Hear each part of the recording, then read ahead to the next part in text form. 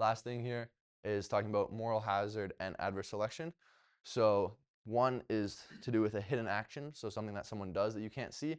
And then the other thing is for hidden characteristics, so something that something has that you can't see. So let's say that I am selling mangoes, but they could be apples. You don't know that.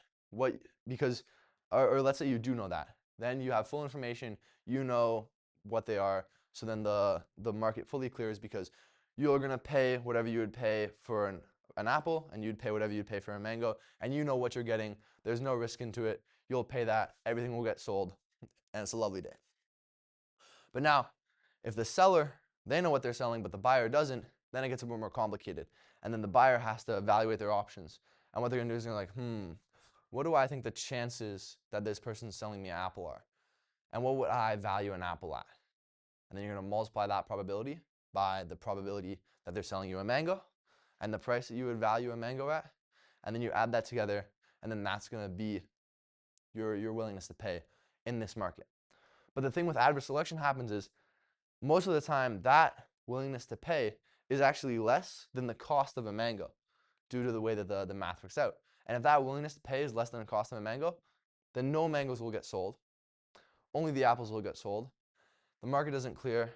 People are upset because they don't get mangoes. The sellers are upset because they don't sell all their mangoes, and it's a bad day. And that's what happens with adverse selection. This is why it's inefficient, because not all of the mangoes are sold, and this is also what drives good quality products out of the market, because the sellers just won't accept such a low price for it, and the buyers aren't willing to risk paying a high price for a potentially bad product, and so it makes it inefficient. What can we do for this? Well, we could screen. So we could take this apple, cut a little slice, see if it's a mango or not. We could have these signals. So you might give a warranty saying, oh, trust, this is a mango. I certify that. You kind of try to inform the uninformed party. Or you could have a third party come in and verify and provide more information to kind of just help your decision, and then that'll drive up your willingness to pay. So let's say I took Insurance 101. I'm like, great, I want to get insurance. So I get life insurance, and then I'm like, oh, I'm insured. I can do whatever I want now. So I go skydiving like a whole bunch of times. So that's me skydiving because I bought life insurance, and this is what we call moral hazard, is I'm insured. So what's the worst that can happen? They'll pay for me. So I changed my behavior to be more risky after a contract is made. And this is bad because they make a decision and then it becomes more likely that they'll have to pay. So the outcomes become different. Or another example is you get insured when you are a bit less careful with your deep fryer when you're making those fries, because you make those twice a day because they're just so delicious.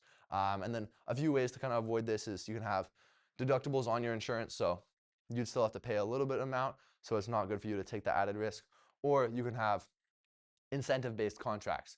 So you kind of get money or get paid more depending on kind of how you do.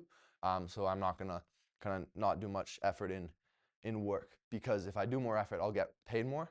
So we have incentive contracts. Then another thing is monitoring. So if they just strap the camera on me, they could see how often I went skydiving, and then they might adjust the price of my insurance. So you can monitor how someone's gonna do. And the last thing is hostage.